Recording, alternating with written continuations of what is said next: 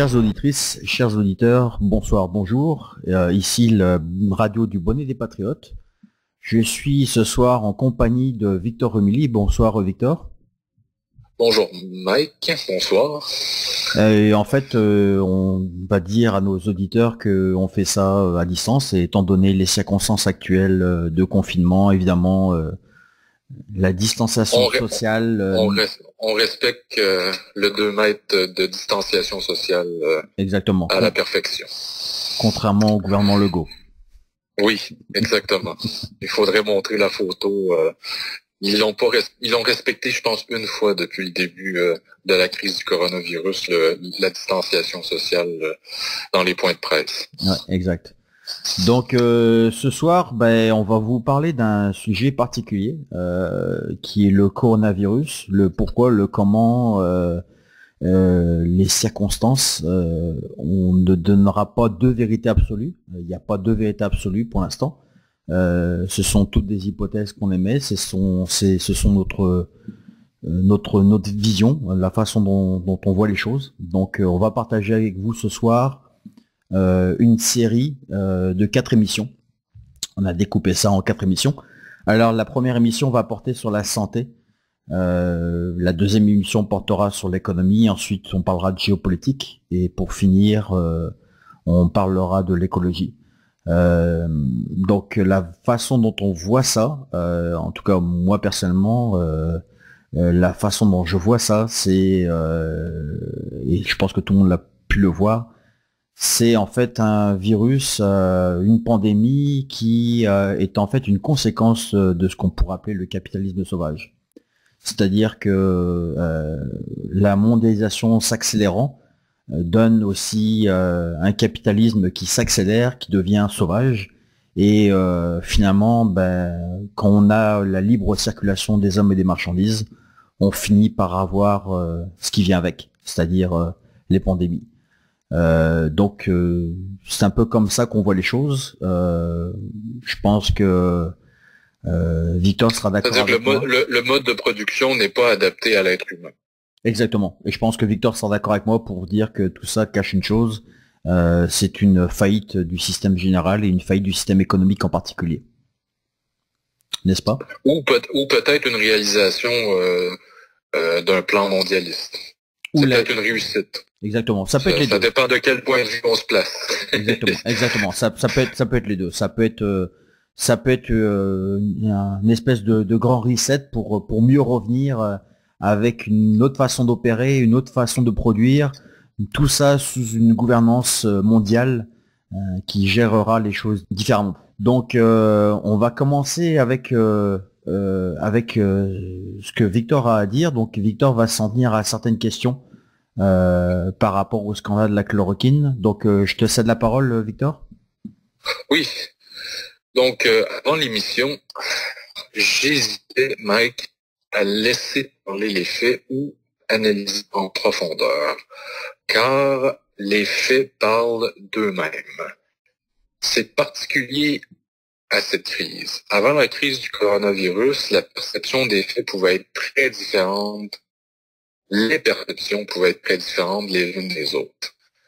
Parce que nous vivions des réalités très différentes, il n'y avait plus rien qui nous unissait. Cette fois-ci, les faits parlent d'eux-mêmes car nous les attaquons tous de l'angle du confiné, du cloîtré, du chômeur ou de l'exploité confronté quotidiennement à la misère isolée, sans rapports sociaux. Donc nous sommes un peu tous dans le même bateau. Il y a peut-être quelques exceptions d'ultra-milliardaires, mais grosso modo, on est un peu tous dans le même confinement. Bon, j'imagine qu'il y a certains endroits en Afrique, il doit y avoir des endroits un peu moins confinés. Là. J'ai pas fait de recherche sur la question, mais bon, en Occident, on parle d'une voix vu qu'on vient du même confinement. Et j'ai trouvé un entre-deux entre justement l'analyse en profondeur et laisser parler les faits, simplement dire les faits, point. Je vais développer un peu à la manière d'une enquête, en vous donnant des faits et ensuite en disant un peu ce qu'on peut déduire et ce qu'on peut conclure à partir de ces faits-là. Donc, je vais commencer, ça va se faire dans un ordre, je vais partir de ce que j'ai perçu dès le début. Donc, un mois avant le début de la panique québécoise et mondiale, on pouvait déjà apercevoir au Québec des Chinois à Brossard et à Montréal en panique, revêtant un masque et prenant toutes les précautions qu'aujourd'hui on conçoit comme normales. Et à ce moment-là, il était impossible de ressentir pareille angoisse en écoutant nos élites nationales. Ça ne pouvait venir que de la télévision chinoise ou internationale. Les Sino-Montréalais paniquaient devant une réalité qui vivait par procuration. Ce qui démontre bien que le virus est aussi un phénomène médiatique. Il faut aussi l'interpréter de cet angle-là. Donc, vous avez par exemple le docteur qui passe à RDI, docteur de l'hôpital Juif de Montréal, mais aussi bien d'autres virologues, infectiologues, qui nous ont rappelé la base de leur discipline. Le virus ne peut se propager sans être transporté par une cellule d'abord.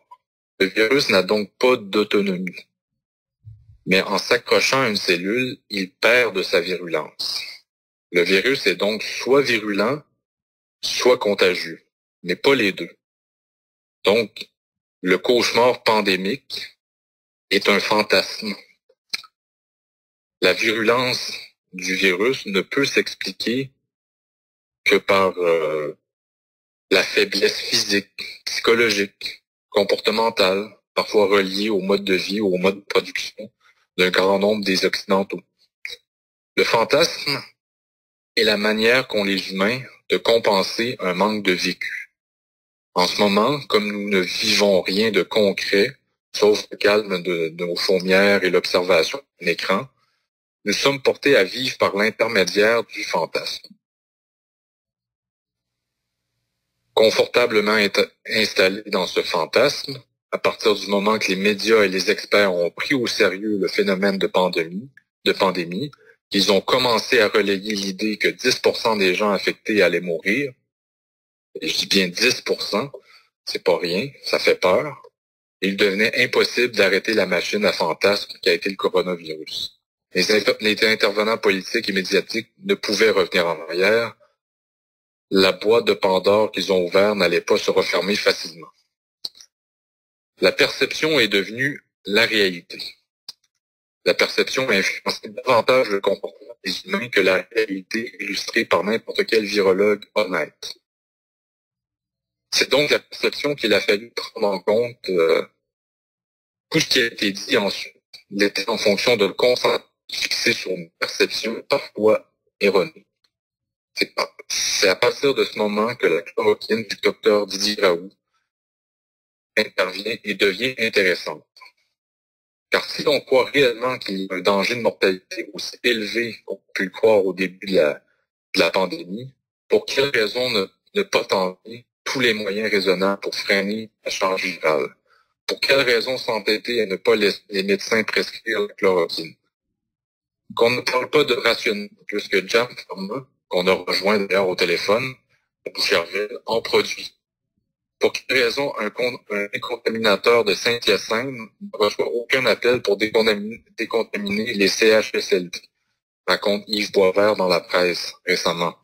Comment expliquer que personne ne dénonce l'investissement dans la recherche pour trouver un nouveau vaccin attendu pour 2021 au minimum? Vaccin qui nécessite une recherche au coût estimé de 467 millions supplémentaires.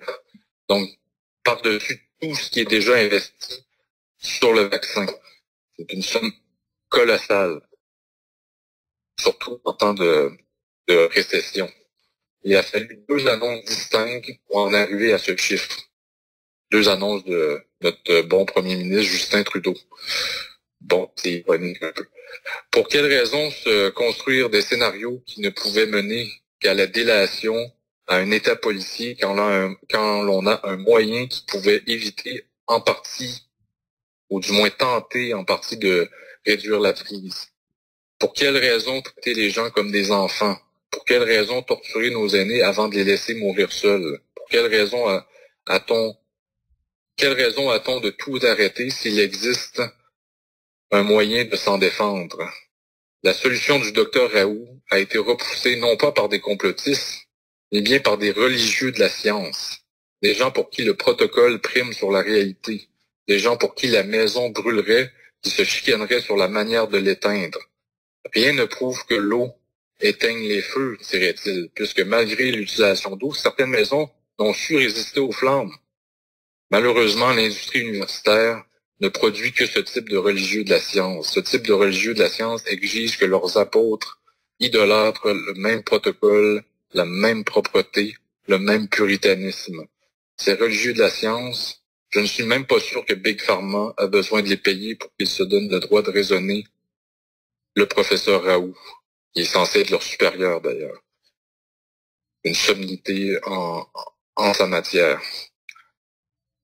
Il devrait demander un paiement, mais je suis presque sûr qu'il n'en demande pas.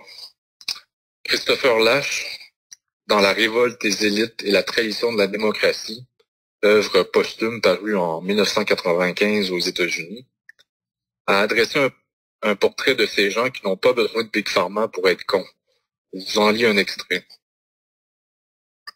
Incapable de saisir l'importance des différences de classe dans la formation de nos attitudes envers la vie, les libéraux de la bourgeoisie aisée, upper middle class, on dirait en anglais, ne parviennent pas à prendre la mesure de la dimension de classe caractérisant leur obsession pour la santé et la droiture morale. Ils ont du mal à comprendre pourquoi leur conception hygiénique de la vie n'arrive pas à susciter un enthousiasme universel. Ils ont entrepris une croisade pour aseptiser la société américaine. Il s'agit de créer un environnement sans fumeur, de tout censurer. Depuis la pornographie, petite parenthèse, la pornographie à l'époque n'était pas encore le problème qu'il y a aujourd'hui.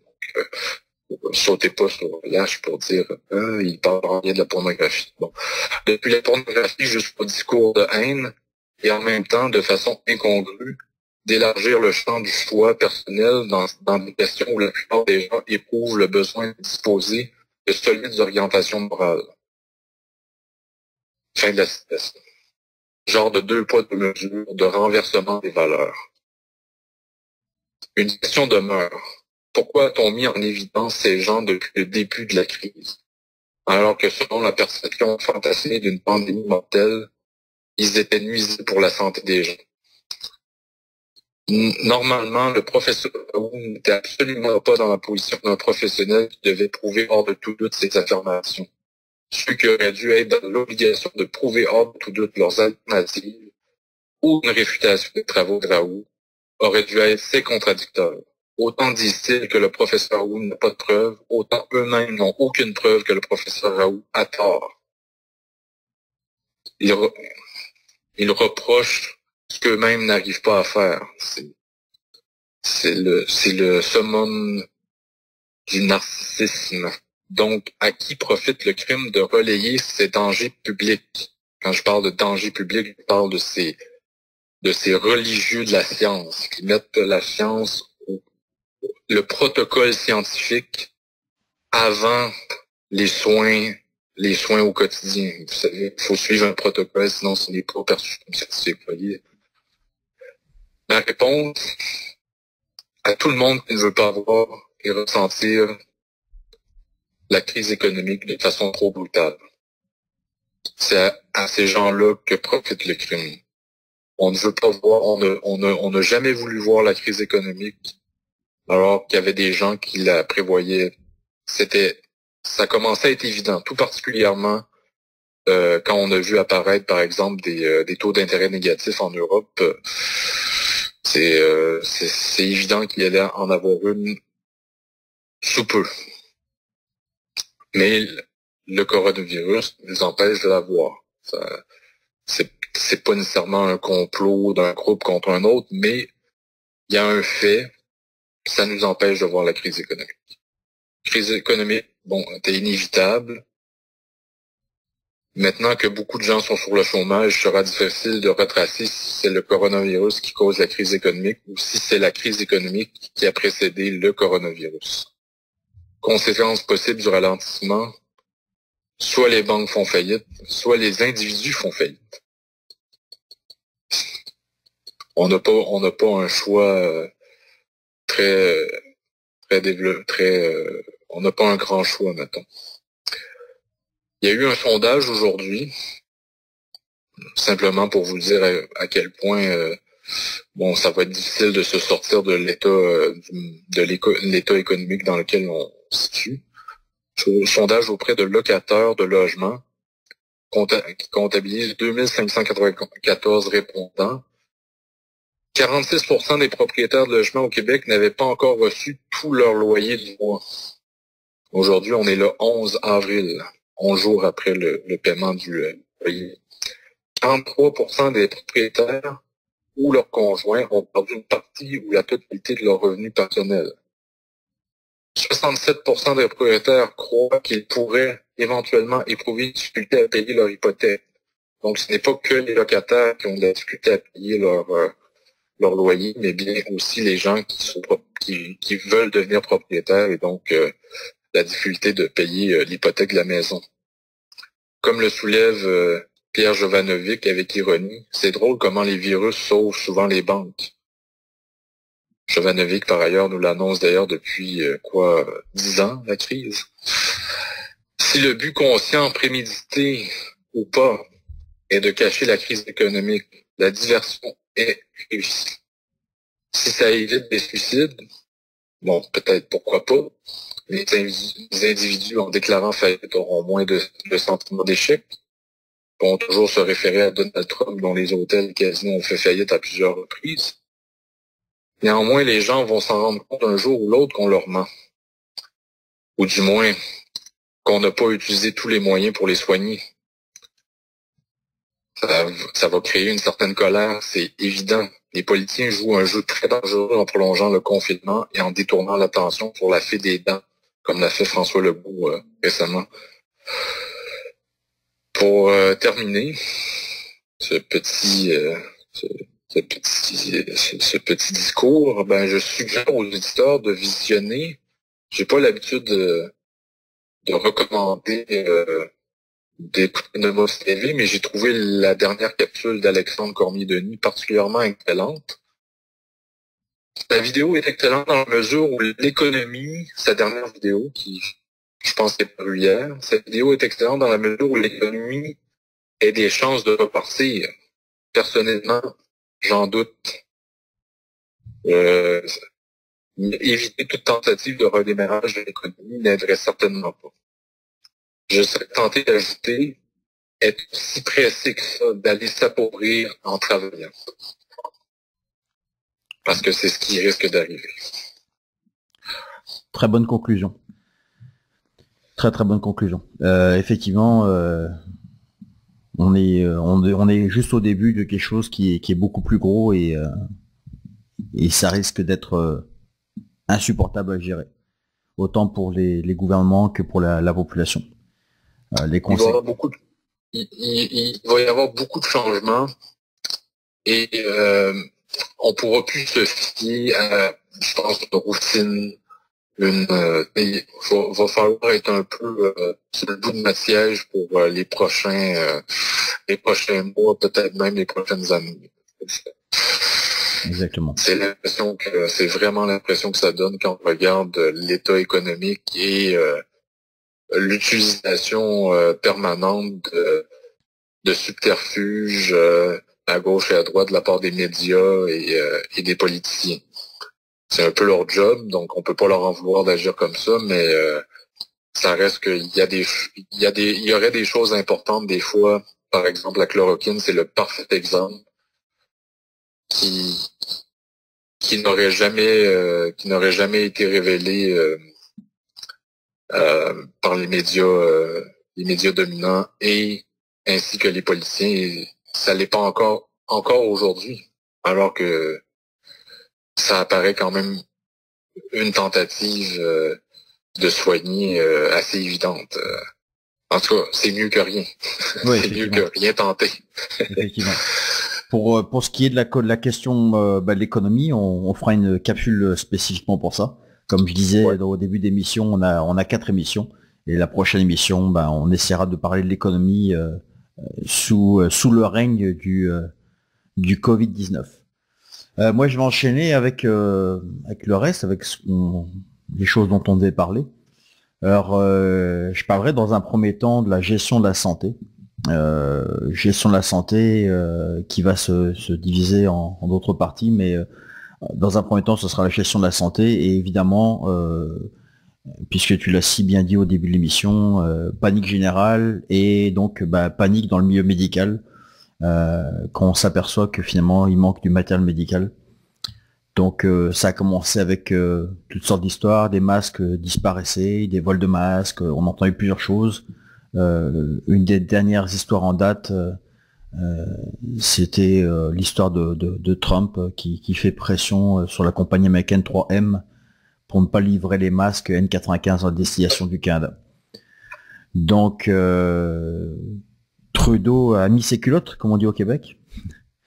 Il lance un avertissement aux États-Unis. Là, vaut mieux en rire qu'en pleurer. Hein. Il lance un avertissement aux États-Unis. Donc, affaire à suivre, mais voilà, c'est le genre de choses qui arrivent. C'est-à-dire que c'est la loi de la jungle, c'est la loi du plus fort. Donc, il y aura probablement d'autres épisodes comme ça. On a eu aussi après, avant ça, il y a eu les histoires aussi de masques qui ont été commandés par un entrepreneur au Québec et puis qui finalement se fait prendre ses masques. Alors les masques arrivent à Montréal, hein. Ils arrivent à l'aéroport et puis pour une raison dont on ignore les causes, la cargaison repart et elle va aux États-Unis. Donc c'est un peu bizarre. On parlait de 10 000 masques KN95. Donc on pose des questions. Le propriétaire de cette entreprise qui est à Saint-Laurent pose des questions à DHL. Bon, voilà, il y a tout un mystère autour de ça. On ne sait pas ce qui se passe. Mais ce qui est intéressant, c'est qu'en même temps, on apprend aussi que des masques qui sont arrivés en France sont partis aussi aux États-Unis. Alors il y a des gens en France qui ont prétendu, qui ont dit, qui ont affirmé que les masques avaient été rachetés sur place 3 fois plus cher. Et donc c'est vraiment en fait on est tous autour d'une table de poker et puis c'est à celui qui a les meilleures cartes quoi. C'est un peu ça. Donc par la suite on a entendu toutes sortes d'histoires après, on a entendu des histoires de pays en fait qui se donnent des allures de démocratie modèle et puis qui se comportent en fait comme des voyous. Et donc on a eu le cas en fait de la France qui se faisant voler ses masques par les Américains décide à leur tour de confisquer une cargaison qui arrive dans le sud de la France à destination d'Italie. Alors tant pis pour les Italiens, mais c'est ça. Macron décide le macronavirus décide de s'emparer d'une cargaison complète. Donc il explique que la France est en état de guerre et que à la guerre comme à la guerre, comme dirait l'autre. Donc d'ailleurs c'est assez fascinant. Je t'interromps. Tu sais qu'on a un ministre du Trésor qui lui aussi a dit qu'on était en guerre. Donc enfin ils s'entendent bien. C'est Jean-Yves Duclos. Oui. Il a dit qu'on prenait tous les moyens, presque comme si on était en guerre. C'est ça, c'est un état de guerre pour tout le monde, pour autant la population que les gouvernements. Les gouvernements installent en fait le décor pour l'état de guerre et puis on se sent effectivement comme un état de guerre. Et puis il y a eu aussi après l'histoire de la République tchèque. La République tchèque c'était pas mal. Ils avaient une cargaison qu'ils ont trouvé comme ça en plein milieu de nulle part et puis on nous a dit on pense que ça faisait partie d'un trafic. Alors c'était une cargaison qui venait de la Croix-Rouge de Chine et qui était à destination de l'Italie. Donc le gouvernement a dit non, on sait pas d'où est-ce que ça vient, le gouvernement tchèque, on sait pas d'où est-ce que ça vient. On réquisitionne. On réquisitionne, on pense exactement, on pense qu'il y a un trafic, donc on réquisitionne. Bon, on pourrait se dire après tout qu'ils réquisitionnent et que finalement ceux qui devaient l'avoir vont finir par l'avoir. Bah non, les masques se retrouvent dans les hôpitaux tchèques. Donc c'est pas mal, comme petite histoire. Donc ils peuvent bien avoir des têtes à la kippa sur leur argent, eux autres. Exactement. Et puis il y a un pays qui sort de l'eau, qui comme d'habitude ne fait jamais rien comme les autres, c'est Israël. Alors Israël, qui est déjà soupçonné de participer à des trafics d'organes, s'est lancé dans une opération clandestine pour récupérer du matériel à l'aide des services secrets. Donc Israël compte peut-être envoyer le Mossad pour aller piquer des cargaisons de masques à droite à gauche, quoi. Non, ça j'avais pas vu celle-là. c'est bien. Bon, les autres s'emmerdent pas à utiliser des services secrets. Il y a Israël qui le fait parce qu'évidemment, comme c'est une démocratie qui se veut être un modèle au Moyen-Orient, il faut pas non plus être se comporter comme faut montrer l'exemple. Faut montrer l'exemple. Ouais. Exactement. Donc on va envoyer des services secrets pour aller piquer des trucs à droite à gauche, quoi, du matériel ou autre, quoi. Revendre des organes sur le marché noir. Oui, c'est les habitudes. Mais bon, on en parlera peut-être dans une autre émission à un moment donné. Il y avait un auditeur un jour qui nous a demandé de parler de ça. On en parlera peut-être un de ces quatre. Donc ensuite, dans la gestion de la santé, on va parler de quelque chose d'assez inquiétant, qui pourrait être en fait la vaccination de masse. Alors, oui, je m'explique. La vaccination de masse, c'est pas la première fois que tout le monde, enfin que les gens qui réfléchissent un peu y pensent. Ça fait des années qu'on y pense. Il y a dans la sphère, disons, on va dire ça comme ça, la sphère un peu complotiste. Il y a des histoires de vaccination avec des puces éventuellement qu'on pourrait insérer à des gens pour pouvoir les contrôler. Donc bon, les technologies évoluent très très vite. C'est probablement rendu dans le domaine du possible. Mais au-delà de ça, au-delà de se faire insérer des puces RFID, il y a quand même l'aspect de se faire vacciner avec des produits dont on sait pas finalement la provenance, on sait pas qu'est-ce que ça peut faire sur le long terme au niveau de la santé des gens. Et puis évidemment, ça rapporte des sous, beaucoup plus que la chloroquine en tout cas. Tout à fait. Vous savez, la chloroquine, le monsieur, il me disait normalement c'est pour $16 pour 100 doses. Ouais, $16 pour 100 doses. C'est quand même un bon prix. Et ils en ont donné 1 million de doses. C'est un prix Dollarama, ça. C'est encore moins cher qu'au Dollarama. Exactement. Donc il y a toutes sortes d'histoires comme ça dont on parle depuis des années. Déjà à l'époque, on va parler un peu de Serge Monas. Serge Monas avait déjà fait une enquête à l'époque, il parlait de ça. Il y a des vidéos disponibles sur internet, sur YouTube, où on peut trouver ça. Où Serge Monas raconte un épisode en fait de ce qui s'est passé au Québec au début des années 90. En fait, il parle d'une épidémie qu'il y avait eu au Québec, une épidémie de méningite qui a commencé en 90, 91, 92. Et en 92, à partir de 1992, il a commencé à faire une enquête. Il essayait de comprendre un peu comment ça marchait. En fait, il a fait une enquête parce qu'il s'est posé des questions. Il s'est dit que voilà, il a fait un constat. Il s'est dit voilà, en 1990, il y avait 109 cas, 109 contaminés, et il y avait 8 décès. En 1991, il y avait 130 cas et 16 décès. Et en 1992, il y avait 145 cas et 14 décès. Donc il y avait déjà moins de décès que l'année précédente. Et là, Monas se pose la question, pourquoi y a-t-il eu en 92 une campagne de vaccination de masse?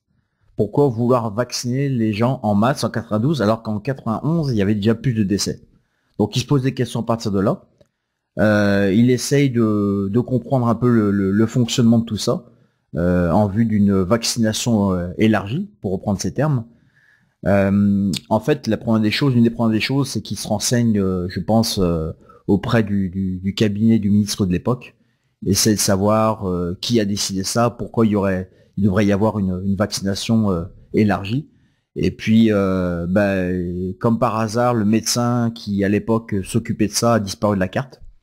Donc, le ministère a été incapable de lui fournir des informations. Après, il s'est tourné vers les laboratoires, il a essayé de comprendre un peu comment ça fonctionnait, mais en gros, on lui a dit, bah non, vous avez pas à savoir tout ça. Donc voilà, c'est c'est très intriguant cette vidéo-là, parce que quand il en parle, il se bute c'est-à-dire que c'est des informations qui devraient être accessibles au public.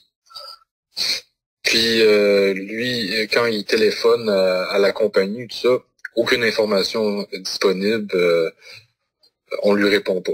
Non, c'est ça, on lui dit en fait, donnez-moi les informations, parce que de toute façon, les informations, je peux les avoir ailleurs. Et il se fait répondre, bah écoutez, allez les voir ailleurs, de toute façon, allez chercher les informations ailleurs. Donc en fait, effectivement, c'était des informations d'ordre public, comme ça l'est aujourd'hui d'ailleurs, et il n'a pas eu de réponse par rapport à tout ça. Donc de là naît en fait toutes sortes de suspicions, et forcément, après on s'étonne qu'il y a ce qu'on appelle une complosphère, mais voilà, il devrait y avoir des questions qui devraient être beaucoup plus transparentes. Et souvent on n'a pas la réponse à des questions très très simples. On n'ose pas dire que c'est tel ou tel lobby s'est occupé de ça, ou que tel groupe de médecins travaille pour un laboratoire pharmaceutique. Tout ça n'est jamais révélé au grand jour. Donc après on s'étonne que les gens se rebiffent un peu, puis ils se disent bah non, j'ai plus confiance en la médecine traditionnelle, j'ai plus confiance au vaccin. Donc ça c'était juste un épisode pour expliquer vers quoi on peut s'en aller. Mais avec ce petit exemple là, c'était déjà assez intriguant, et je pense que le même genre de choses pourrait arriver. Et comment tu t'étais intéressé à Serge Monast? Comment t'étais tombé là-dessus? Monast, en fait, je le connais depuis des années. J'ai suivi ses travaux. J'ai eu la chance de parler. Au Bonnet des Patriotes, on avait commencé à faire une enquête qui a jamais abouti parce que on trouvait pas assez de monde. Mais je voulais faire à l'époque un documentaire sur Serge Monast. Sa vie, ses enquêtes, qu'est-ce qu'il a voulu faire, etc. Les gens qu'il avait côtoyés. Et j'ai réussi à trouver plusieurs personnes qui l'avaient côtoyé. Mais d'autres n'ont pas voulu en parler. Certaines personnes ont voulu plutôt se taire. On m'avait dit aussi à l'époque que sa femme avait disparu de la carte. Il s'était marié avec une femme russe, et apparemment elle serait repartie en Russie. Mais on n'en sait pas plus que ça. Donc, mais Serge Monast c'est un précurseur. Il y a du mystère qui tourne autour de lui. Ouais, puis son décès est plutôt mystérieux. Donc certains y verront un assassinat. C'est pas trop, c'est un peu complexe, mais toujours est-il que Serge Monast est un précurseur dans la dissidence. Il avait à l'époque accès quand même à beaucoup de documents, et puis avec le temps, on s'aperçoit qu'il était pas loin de la vérité, et que souvent il était même en plein dedans. Donc puis faut quand même remettre ça dans le contexte de l'époque, hein. Pas d'internet. Monsieur Monast passait son temps à faire, comme il disait lui-même, des interurbains, des appels longue distance et des fax. Donc moi je tire mon chapeau à cet homme-là. Vraiment, il a essayé de nous renseigner, puis aujourd'hui on ne peut qu'essayer finalement de reprendre son travail et le mettre un peu au goût du jour, quoi.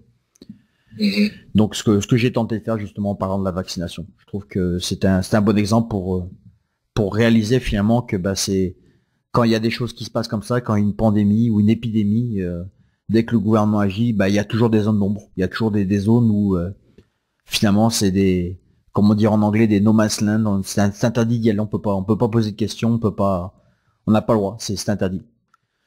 Donc voilà pour ce qui est de Serge Monast.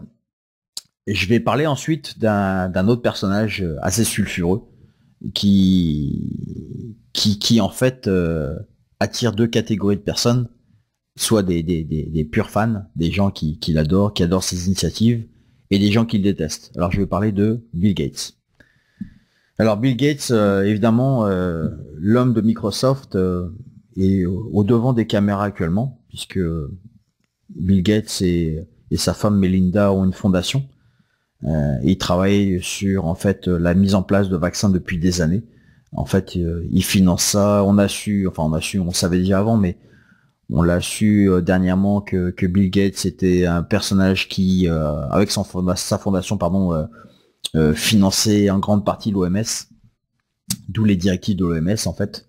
Parce que ça c'est un peu étrange parce que moi ce que j'ai appris dans cet article-là, c'est que c'était quoi, 70%? Ouais, c'était 70%, ouais.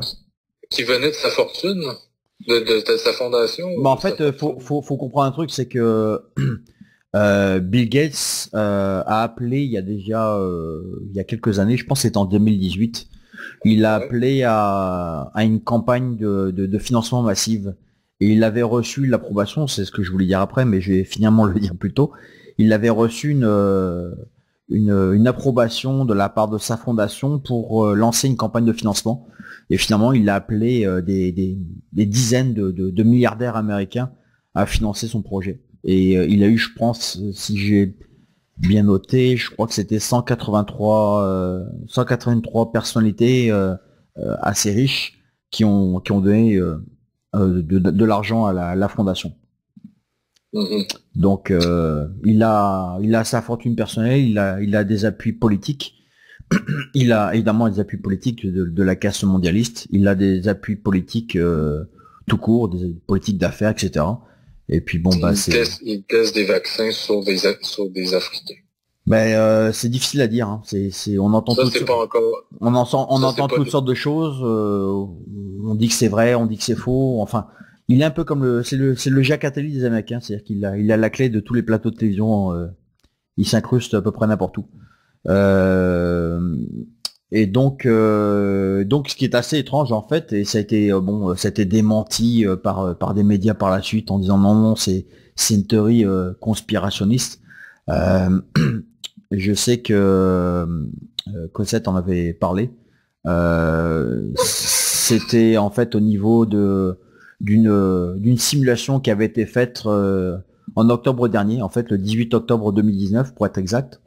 Dans un événement qu'on appelait en anglais le Event 201, Event 201, qui en fait partait d'un centre qu'on appelle le John Hopkins Center for Health Security, qui en fait prenait sous son mandat de présenter un événement avec la fondation de Bill et Melinda Gates, et puis avec le Forum économique mondial. Qui en fait devait être un événement qui présenterait une simulation, disons, de pandémie assez sévère. Alors bon, il y a eu des rumeurs à partir de ça, comme quoi Bill Gates aurait prédit la pandémie qu'on a actuellement, chose que certains médias ont relevé. Alors il y a un article qui est sorti sur Radio-Canada, évidemment. Quand il faut tapiner, Radio-Canada est là. Radio-Canada a affirmé que c'était faux, enfin que c'était un mensonge, que Bill Gates n'avait pas prévu de faire 65 millions de morts. Et puis ils avaient aussi dénoncé une rumeur comme quoi Didier Raoult, le professeur Raoult, exhorterait les Africains de ne pas prendre un vaccin créé par le milliardaire. Alors évidemment, il peut y avoir toutes sortes de choses fausses. Mais toujours est-il que cet événement a bien eu lieu et il y avait bien un exercice. Certes, c'était pas un exercice qui disait voilà, il y aura tant de nombre de morts à l'avenir, mais c'est un exercice qui était là et qui est arrivé en fait au mois d'octobre, à peu près en même temps en fait où on pense que l'épidémie a commencé en Chine. En fait, il y a des journalistes chinois qui avaient commencé à poster des trucs là-dessus. Et ça a été, en fait, on dit que ça aurait commencé à peu près dans les alentours de la première semaine d'octobre 2019. Donc, d'accord. Et pour 3 semaines après, c'est pas très compliqué à prévoir que. Non, surtout. Il va avoir. Surtout que c'est. N'importe qui peut dire ça. Oui, surtout que Bill Gates, c'est son fonds de commerce depuis des années. En fait, à la force de prédire qu'il va y avoir, enfin prédire ou prévoir qu'il peut y avoir une épidémie, tu sais, c'est comme prendre un fusil à plomb, et essayer de viser le centre. Tu sais, si tu tires 10 coups, il y en a bien un des coups qui va arriver au centre. Donc c'est un peu ça. Mais bon, ça reste quand même dans le domaine de l'étrange, quoi. Le bonhomme fait une simulation et quelques mois après, ça arrive. Donc c'est un peu bizarre, quoi. Alors évidemment, ça a été démenti par plusieurs personnes parce que Radio-Canada se tourne toujours vers des spécialistes. Alors Radio-Canada, c'est assez drôle. Radio-Canada c'est tourné vers l'épidémiologiste. J'ai pas bien dit ça, je pense. L'épidémiologiste, pardon. C'est ça. Nima Machouf, de la clinique du quartier latin. Alors ils ont demandé son avis, qu'est-ce qu'elle en pensait, et puis elle dit non, c'est ça, elle a expliqué en gros ce qu'on vient d'expliquer, c'est-à-dire que Monsieur Gates fait ça depuis des années, et puis donc il la prévoit pas particulièrement, mais ça devait arriver. Mais bon, alors elle finit quand même sur une conclusion qui est assez drôle pour quelqu'un qui supposait travailler en sciences. Elle dit l'article de Radio-Canada finit comme ça. Ça dit pour Nima Machouf, le fait que l'université ait fait un exercice, donc l'université, on parle du centre John Hopkins, hein, le fait que l'université ait fait un exercice au sujet du coronavirus fictif quelques mois avant une réelle pandémie de coronavirus ne relève que du hasard. Le hasard. Sérieusement, dans la science, ça existe le hasard?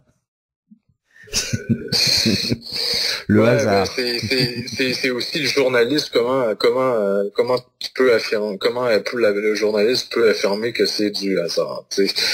Il a fait une démonstration, puis ça ne peut qu'être le hasard. C'est vraiment ça, j'avoue que c'est. C'est un peu gros pour une personne qui travaille dans la science là. Où on nous explique en permanence qui est justement, on est dans une science postmoderne, on nous explique qu'il n'y a pas de hasard. Donc et là ce serait du hasard. Donc donc on sait que justement la fondation de Gates finance donc le développement des nouveaux vaccins à travers le monde depuis des années. Et là les experts de Bill Gates estiment qu'il faudrait attendre entre 12 et 18 mois avant d'avoir un vaccin. Donc bon, après la question, ça sera de savoir si le vaccin va être un vaccin obligatoire. Moi, je suis pas spécialiste de ça, mais je pose des questions parce que je me dis qu'il y a quand même des gens qui auront des contre-indications et qui pourront pas recevoir ce vaccin-là. D'autant plus que si je me trompe pas, quand tu reçois un vaccin, le vaccin il est bon pour un certain temps, mais les souches ça se développe, ça évolue, ça mute parfois même. Et donc ça veut dire qu'il faudrait rester indéfiniment en confinement le temps qu'on refasse un autre vaccin à jour. Bon.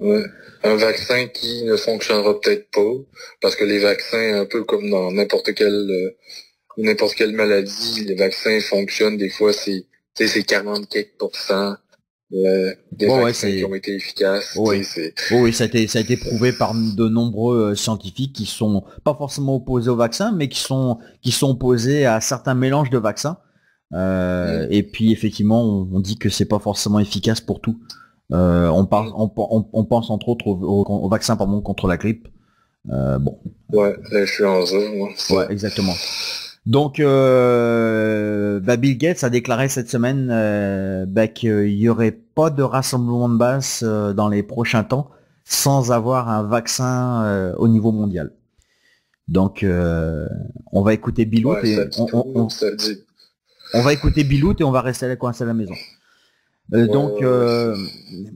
Ça va bien aller. Ça va bien aller. On va faire confiance à Bilout. Lavez-vous les mains. C'est ça. Lavez-vous les mains. Ça va bien aller. Faisons confiance à Bilout. Donc, un peu de vaseline aussi. Un peu de vaseline, ouais. Alors, on va en avoir pas mal besoin de vaseline. Je pense que ce sera probablement plus important que le papier cul. C'est la vaseline. Vu comment on va se faire ramasser, je pense que la vaseline va être super importante. Après, il va falloir apprendre à écarter les cuisses, mais ça, c'est une autre histoire. Pour revenir à Bill, en fait, c'est ça. Ce monsieur se fait apprenti sorcier depuis des années. Et puis actuellement, évidemment, comme je disais tout à l'heure, il est un peu au devant des caméras, donc il y a toutes les enfin certains médias de masse qui en profitent pour essayer de le défendre. Ou de dire non, c'est pas ça qu'il voulait dire, c'est pas exactement ça. Donc tout le monde, je pense que enfin tous ceux qui s'intéressent à Bill Gates connaissent l'histoire de la dépopulation mondiale grâce au vaccin. En fait, Gates avait fait une conférence en 2009, conférence TED en 2009, où il parlait de vaccins et que ça pourrait aider à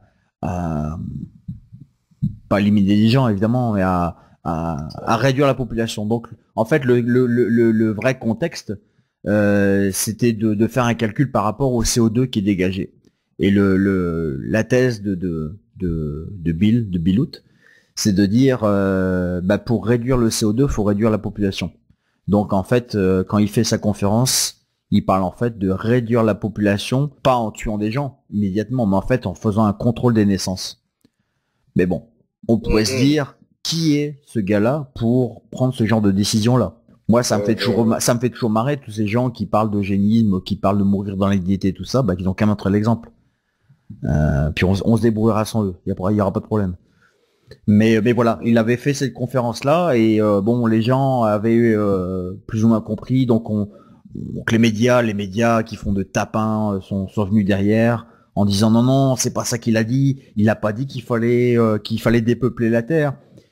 Il a dit qu'il fallait simplement contrôler les naissances, mais ce qui revient un peu au même finalement. Donc voilà, on va finir avec Bill Gates. Mais c'est ça, il y a eu toutes sortes de rumeurs sur lui, toutes sortes de choses qui ont été dites. Et puis bon voilà, on voit les médias qui viennent tapiner pour défendre, pour dire non, c'est pas exactement ça. Mais en fait, quand on regarde bien le fond, oui, il y a des petites nuances, mais ça revient à peu près à ça, quoi. Là, il y avait un article de Libération. Il faudrait savoir à qui appartient Libération. Ça c'est une chose intéressante, mais ils disent premier constat, les vaccins ne servent pas à dépeupler la Terre selon Bill Gates, mais lorsqu'ils sont combinés avec d'autres facteurs, ils peuvent aider à réduire l'augmentation de la population. Cherchez l'erreur. Ça sert pas à dépeupler, mais ça cherche à réduire l'augmentation de la population. Petite nuance.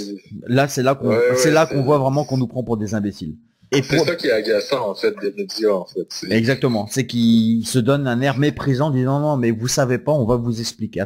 Pour répondre à ta question de tout à l'heure par rapport à on parlait à un moment donné de Bill Gates qui avait réuni des gens pour pouvoir enfin lui et sa fondation pour pouvoir avoir des subventions, se faire financer. Et en fait il avait contacté à l'époque, j'ai retrouvé le document, il avait contacté à l'époque Warren Buffett. Alors pour ceux qui connaissent pas Warren Buffett, c'est Berkshire Hathaway, c'est sa compagnie. Après Monsieur Kissinger, c'est Monsieur Bilderberg numéro 2. Donc donc voilà. Donc ils avaient convaincu tous les deux 30 milliardaires de donner la moitié de leur fortune à la fondation Bill Gates, à la fondation Bill et Melinda Gates. Je suis en train de faire du patriarcat. On va inclure Melinda. Donc et en fait c'était un appel qu'il avait fait en 2010 pardon. Et puis ils avaient reçu quand même pas mal d'argent. Et puis finalement presque 8 ans après, il y avait 183 personnes qui ont donné beaucoup d'argent. Donc le Billout, il a pas mal d'argent pour financer l'OMS et financer tous sa propagande de pro-vaccin. Pour le vaccin, on va justement aller un petit peu à la source en prenant quelques exemples comme ça. Il y a des études souvent qui sont justement, c'est là où on peut mettre en doute parfois les études qui sont faites, mais il y a des études qui avaient été faites par exemple à l'époque pour les vaccins contre la grippe pour les enfants, en disant que ça réduisait à peu près de 50% le risque. Donc c'était une étude qui avait été faite par le groupe pharmaceutique britannique qui s'appelle GlaxoSmithKline. Et donc ils avaient fait des tests avec des enfants et pour faire un rapport et pour mener une étude. Alors l'étude avait été dirigée par le New England Journal of Medicine, si je prononce bien aussi. Alors la tête du New England Journal of Medicine, c'est en fait le Massachusetts Medical Society, qui est une vieille organisation de médecine américaine. Cette organisation-là, en fait, a débuté il y a très très longtemps. Elle avait été fondée par un personnage qui s'appelait John Warren. En fait, c'était deux frères, le frère Warren, à la fin du 18e siècle. Et puis, bah, comme par hasard, parce que, comme dirait Madame, je sais pas quoi, Machouf, c'est ça, je ne me trompe pas, c'est encore un pur hasard, ces deux personnages-là étaient francs-maçons. Dont un en plus était grand maître de la loge maçonnique Massachusetts. Mais bon, c'est un hasard. Et donc ces personnes-là faisaient des congrès régulièrement. Elles ont fait des congrès sur les vaccins. Et elles ont fait, mais bien avant de faire des congrès sur les vaccins, ce qui les intéressait, ces personnages-là, c'était l'eugénisme. Et en fait, ils avaient un représentant qui était toujours actif au milieu des conférences. Il y avait des conférences qui se faisaient de manière régulière dans le milieu scientifique. Et il y avait un conférencier qui s'appelle le docteur Walter Fernald, qui était en fait représentant de la Massachusetts Medical Society. Et en fait, ben, c'est assez drôle parce que c'est ça, on part d'une organisation qui fait la promotion des vaccins. Et si on remonte un peu dans l'histoire, ben, ces organisations-là font la promotion de l'eugénisme. Et ce fameux médecin en question, dans une conférence en 1912, il déclare la chose suivante. Il dit: le seul moyen de réduire le nombre d'imbéciles est d'empêcher leur naissance.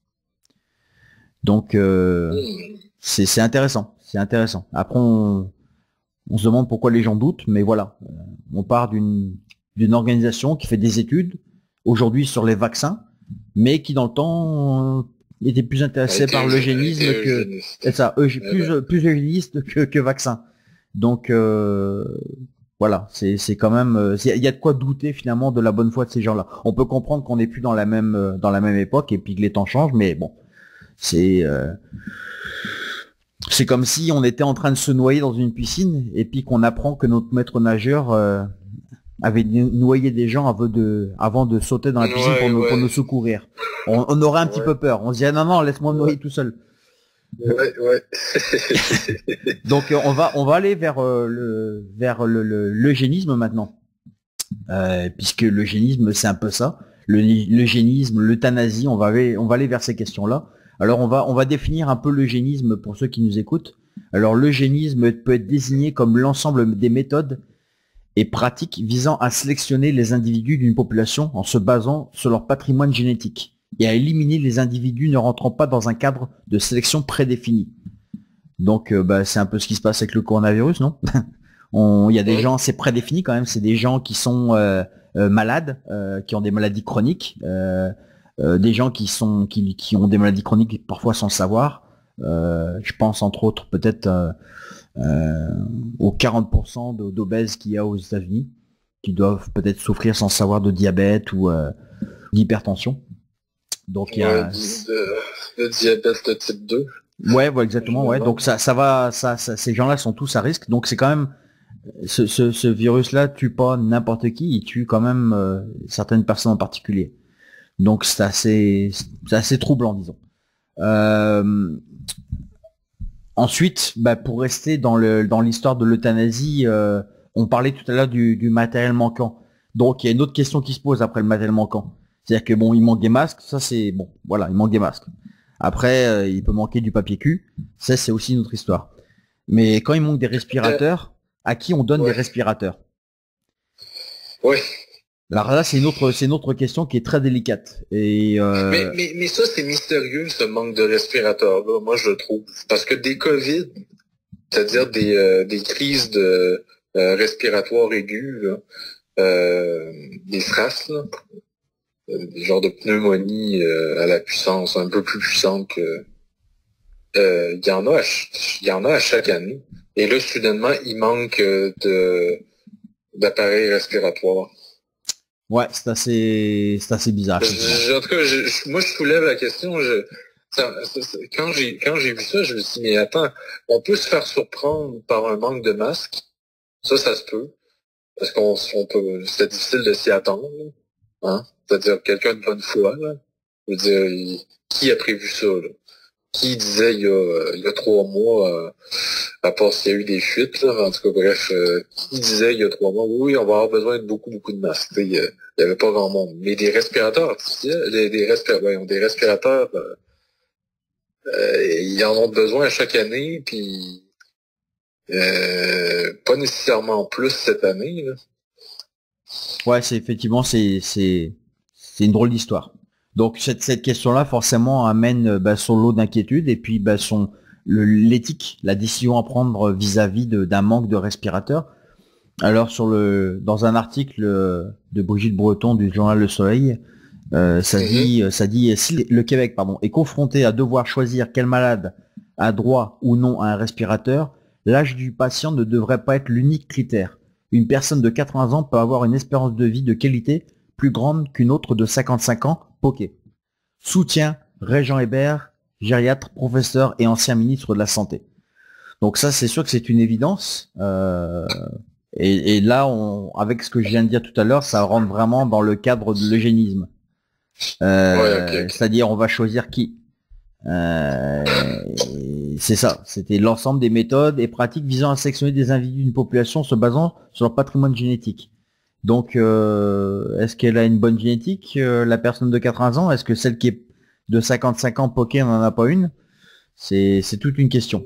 Donc ça amène forcément ce genre de questions-là, ce qui va grandement ravir les gens, les partisans du mourir dans la dignité. Alors on va parler de ces gens-là. Alors ce qu'on a su, c'est qu'en France, il y a eu un décret qui a été voté le 29 mars 2020, donc il y a quoi, une dizaine de jours, qui vient des ministères de la Santé en France. Et ça donne l'autorisation à des médecins de prescrire un médicament qu'on appelle le Rivotril. Alors Rivotril, c'est le médicament que tu donnes ça à une souris, au bout de 10 heures, elle est morte. Donc en fait c'est le médicament qui sert à endormir des gens qui se trouvent dans une détresse dont on n'arrivera pas à soigner les maux, quoi. Donc c'est une forme d'euthanasie en fait, finalement. C'est de l'euthanasie déguisée. Donc il y a des gens en France qui s'en sont inquiétés en disant c'est pas quelque chose de normal. D'autant plus que selon certains témoignages qu'on a pu entendre, il y a des gens à qui on n'a pas demandé si ils voulaient vivre ou pas. Il y a des gens qui n'ont pas eu leur famille qui ont été contactés. Et puis on a simplement fait une injection de Rivotril et ils sont partis dans les 10 heures, quoi. Ça a été aussi le cas en Belgique. On a eu des gens, il y a eu des gens qui se trouvaient, des aînés qui se trouvaient dans des maisons de repos où des gens ont été contaminés et puis après on activait rapidement le mourir dans la dignité pour ces gens-là. Donc on profite un peu de ça. D'ailleurs la Belgique est un pays extrêmement progressiste là-dessus. C'est probablement le pays le plus progressiste en question d'euthanasie, de suicide assisté et puis tout le reste. Toujours évidemment sous l'égide du Grand Orient du Belgique, succursale du Grand Orient de France, de la maison maçonnique en fait. Et ça, c'est intéressant parce qu'en faisant ces petites recherches là, ça nous permet de tomber sur les partisans du mourir dans la dignité au Québec, où il y a eu une histoire qui est passée quasiment inaperçue, où apparemment une personne se trouvait en fin de vie et puis elle s'était offerte de mourir dans la dignité. Et puis apparemment c'est assez drôle parce que c'est l'infiltration à l'envers. C'est-à-dire qu'habituellement on dit toujours oui, l'église, les catholiques sont infiltrés par la franc-maçonnerie et tout ça. Là c'est l'inverse. C'est un catholique qui a infiltré les milieux du mourir dans la dignité et qui a tenté finalement de convaincre une personne qui voulait crever que c'était pas bien. Alors ça c'est assez drôle parce que bon l'article passe sur l'article a été dit dans un journal qui s'appelle Le Nouvelliste. À Trois-Rivières. Ouais, exactement, toujours avec Brigitte Breton d'ailleurs, la même personne. Et puis ça a été repris sur un espèce de blog forum réservé aux fans du mourir dans la dignité. Et puis la personne, elle écrit, elle fait un petit commentaire sur le texte, quasiment en donnant des ordres. Et on peut un peu imaginer qu'est-ce qui se passe dans l'arrière-boutique en lisant ces lignes-là. Ça dit, le commentaire c'est je ferai placer à mon dossier ceci. 2 points. Pas de conseiller spirituel religieux. Pas de grandes décisions cliniques ou économiques sans la présence d'un de mes proches désignés. C'est-à-dire que si la personne a choisi de mourir dans la dignité, il faut absolument que la personne qui l'ait choisi soit accompagnée d'une autre personne qui vient de la secte de la mourir dans la dignité, pour être certain qu'il n'y aura pas un cateau dans les parages qui va venir pour essayer de la convaincre. Donc c'est assez cocasse. D'ailleurs en période de Covid-19 où il y a des gens qui vont mourir et où la question par exemple se posera, il y a les soldats de mourir dans la dignité veulent être certains qu'il n'y aura pas un religieux qui va dire non attendez, c'est juste une petite grippe, mouchez-vous, ça va passer. Vous allez pouvoir revenir. Donc ils veulent s'assurer vraiment, là on voit vraiment le fondement, le fanatisme qu'il y a derrière cette idéologie là. C'est quand même assez impressionnant. C'est impressionnant. Maintenant on va parler toujours dans l'euthanasie. Dans l'euthanasie, il y a plein de choses à dire différentes. On fera pas une émission spéciale sur l'euthanasie, mais malheureusement avec le contexte et avec les temps qui courent, on est un peu obligé d'en parler. On va parler d'un endroit qui s'appelle le Georgia Guidestone. Alors il y en a qui connaissent, il y en a qui connaissent pas. Alors pour ceux qui connaissent pas, le Georgia Guidestone, c'est une pierre, enfin c'est plutôt plusieurs pierres qui ont été érigées dans une certaine façon, un peu comme les Celtes le faisaient à une certaine époque en Europe. On mettait des pierres alignées avec le soleil, etc. On mettait un petit message en dessous, petit capsule, puis basta. Donc là, il y a un certain Christian RC, donc on suspecte que ce soit des Rose-Croix, RC Rose-Croix, qui aurait fait poser le monument. Alors il y a 2 choses à dire là-dessus, enfin 3 choses à dire là-dessus, 4 choses même. Okay. La première des choses, c'est que Bilout est en accord probablement avec tout ce qu'ils disent sur cette pierre. Alors, il y a 2 choses qui se disent là-dessus. Je vais traduire ça en français parce que évidemment c'est écrit en anglais. C'est écrit aussi dans d'autres langues. Hein. Il y a l'hébreu aussi, comme par hasard.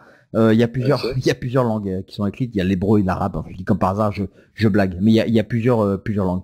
Mais il y a un truc qui est assez drôle. Enfin drôle. C'est pas drôle, mais ça dit maintenir l'humanité en dessous des 500 millions dans une perpétuelle balance avec la nature.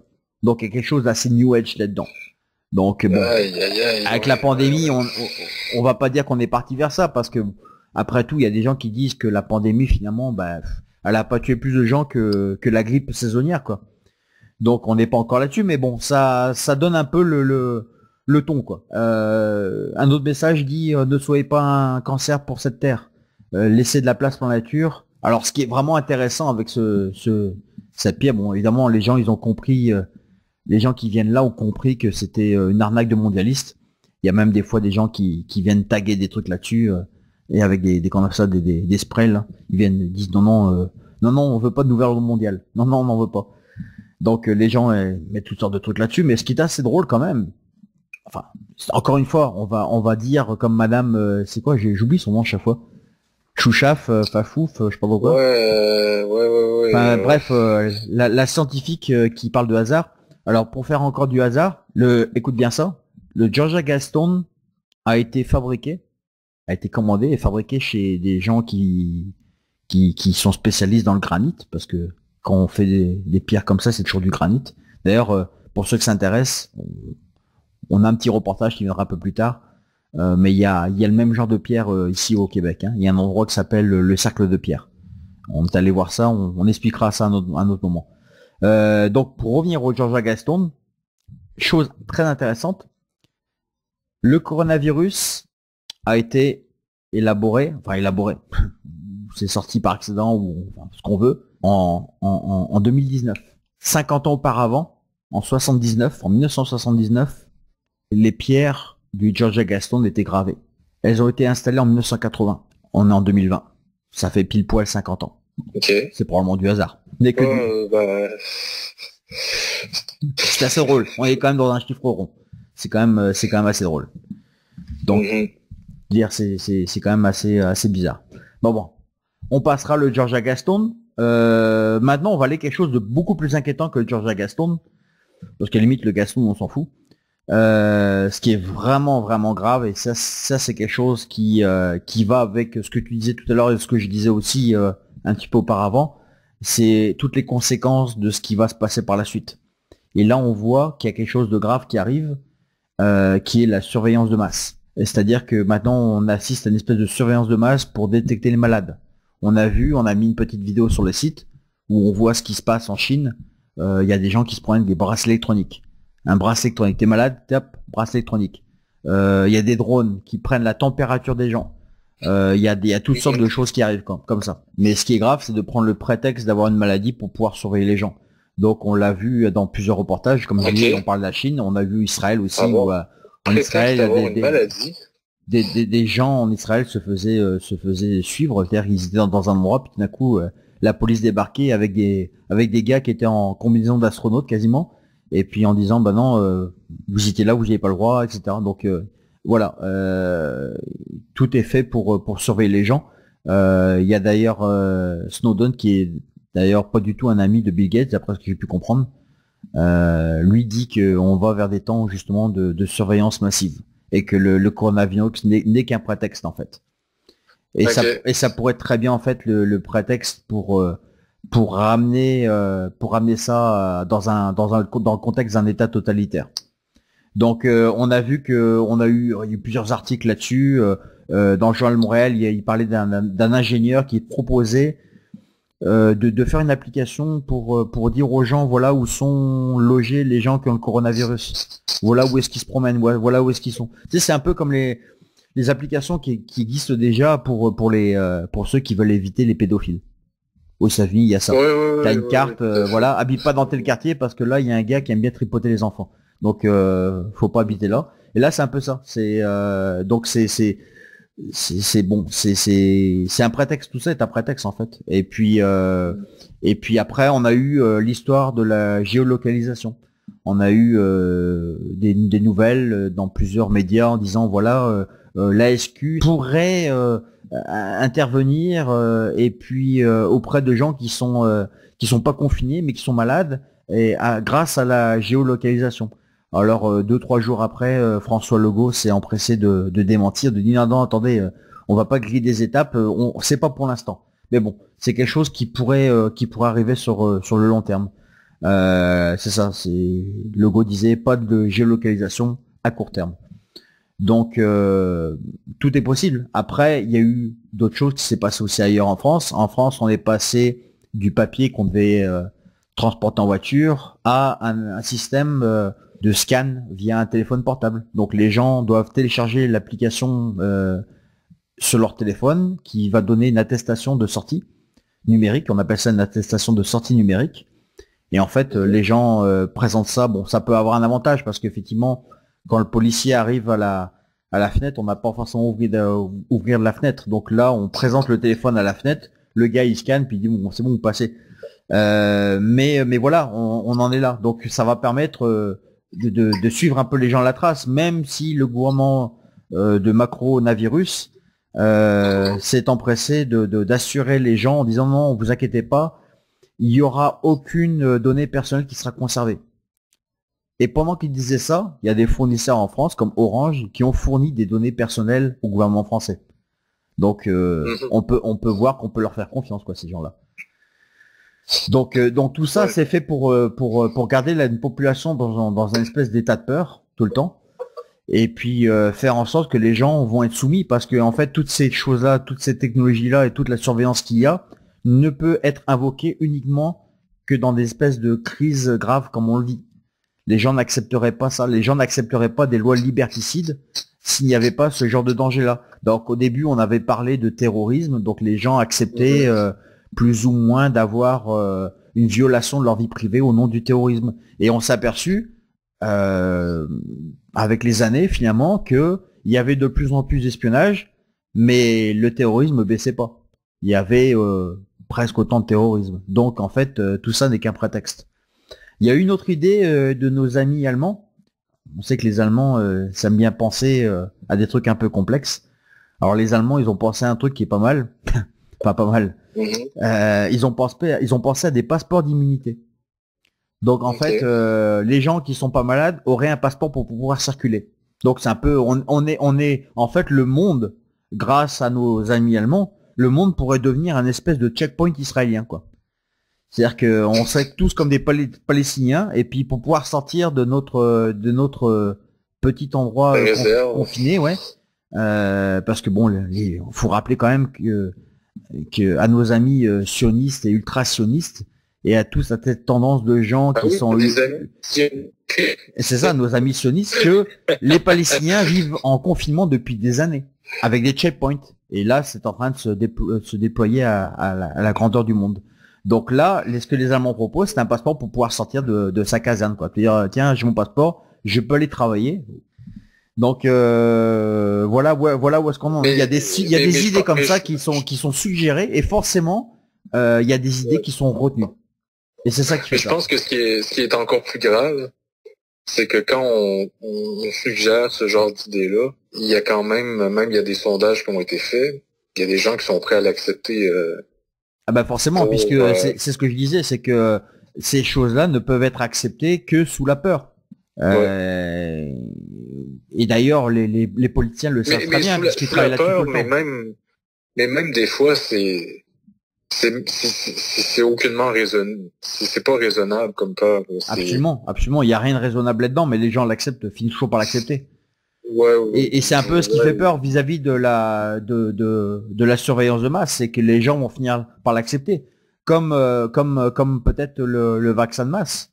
Les gens vont peut-être l'accepter. Je veux dire, on a eu le discours, on a eu les discours de notre acteur préféré canadien, qui s'appelle Justin Trudeau, qui est venu dire que on pourrait peut-être sortir cet été, on pourrait peut-être se mettre sur une terrasse, prendre un apéro, mais qu'il va falloir retourner à un moment donné parce qu'il pourrait y avoir d'autres vagues, et que ce cirque pourrait encore durer un an et demi.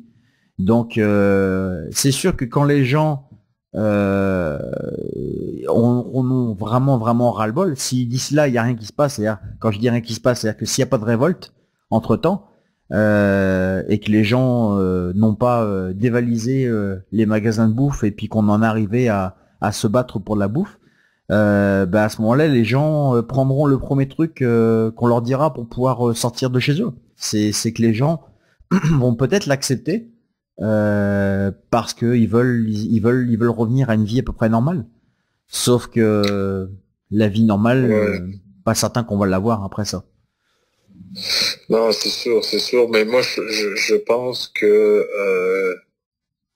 c'est même pas une pensée personnelle, c'est-à-dire que dans la situation économique dans laquelle on va se retrouver bientôt, j'ai plutôt l'impression que avant qu'il y ait surveillance, il risque de se passer au moins quelques colères populaires.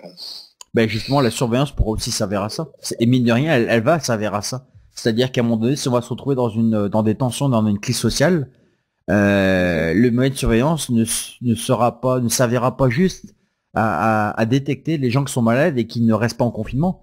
Ça servira aussi à des gens qui vont créer des émeutes, qu'on appelle ça des chefs de tête de file. Je te suis parfaitement.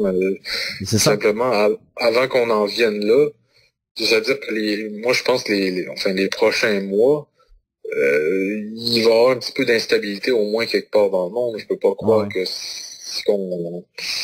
donc c'est difficile de dire comment ça va être dans 1 an, 2 ans, puisque avant ça, il risque d'avoir un peu d'action. En tout cas, j'espère. C'est sûr que l'actualité va regorger d'action, je dirais même dans les prochains mois. Ça change assez rapidement. En attendant, portez-vous bien, tout le monde reste à la maison, tout le monde suit les consignes, tout le monde tout le monde fait attention à mettre les doigts et les mains au bon endroit. Et puis on se reparle dans une prochaine émission. Donc merci Victor pour cette intervention et puis pour ce dialogue. Et puis on se reparle prochainement. Merci Victor. À la prochaine. Donc chères auditrices, chers auditeurs, on se parle bientôt pour la deuxième émission sur le Covid-19 à propos de l'économie. Merci, au revoir et bon courage à tout le monde. Merci, au revoir. Au revoir Victor. Salut.